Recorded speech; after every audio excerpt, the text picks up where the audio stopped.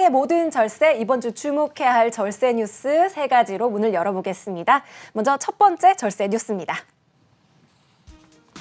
국세청이 태풍 마이삭과 하이선으로 피해를 본 납세자에 대해 세정 지원을 시행한다고 밝혔습니다. 이에 따라 태풍 피해 납세자는 부가가치세, 종합소득세 등의 납부 기한이 최대 9개월까지 연장되며 이미 고지된 세금도 최대 9개월까지, 체납으로 압류된 자산 매각 등의 체납 처분 집행도 최장 1년까지 유예됩니다. 태풍으로 사업용 자산을 20% 이상 잃은 경우 미납돼 있거나 앞으로 내야 할 소득세, 법인세 일부도 공제됩니다. 다음 뉴스입니다. 정부가 착한 임대인 운동에 주어지던 세제 혜택 기한을 연장하는 방안을 검토하고 있습니다. 앞서 정부는 소상공인의 임대료를 깎아주는 임대인에게 인하분의 50%를 소득세와 법인세에서 감면하는 기한을 1월부터 6월까지로 한정했습니다.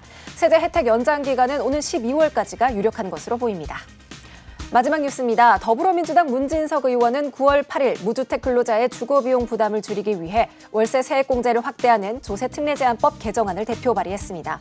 발의된 개정안에 따르면 총 급여액 7천만 원 이하 무주택 근로자의 월세 공제율을 기존 10%에서 12%로 5,500만 원 이하의 경우 12%에서 15%로 상향하고 공제 한도액도 연간 750만 원에서 연 1,000만 원으로 확대합니다. 자, 세무사님, 지난 8월 초 종부세와 양도세 그리고 법인세까지 이른바 부동산 3법이 국회 본회의를 통과하고 내년에 시행을 앞두고 있는데요. 이 세금 부담 때문일까요? 절세를 위해서 상가주택의 용도를 변경하려는 사람들이 늘어나고 있다고요? 네, 우선 상가주택에 대한 용어부터 정리를 해야 될 것 같은데 상가주택은 흔히 우리가 보는 빌라 중에서 뭐 1층, 2층은 상가로 되어 있고 그 위에 주택으로 되어 있고 요거를 우리가 상가주택이라고 표현을 많이들 해요. 이제 소득세법에서는 이걸 주택으로 볼지 상가로 볼지 규정을 명확하게 명시를 했는데요. 주택 면적하고 상가 면적하고 비교를 해서 주택 면적이 상가 면적보다 크다. 그러면 주택도 주택이고 상가 면적도 주택으로 보고요. 주택 면적이랑 상가 면적이랑 비교를 해가지고 상가 면적이 주택 면적보다 크다. 그러면 상가는 상가로 보고 주택은 주택으로 보는 거예요. 지금처럼 주택에 대한 세금이 많이 나오던 상황에서는 이거를 상가로 갖고 있는 게 주택으로 갖고 있는 것보다 유리하다. 요렇게 판단을 하셔가지고 이거를 이제 용도 변경을 한다거나 그런 거를 많이들 고민을 하세요.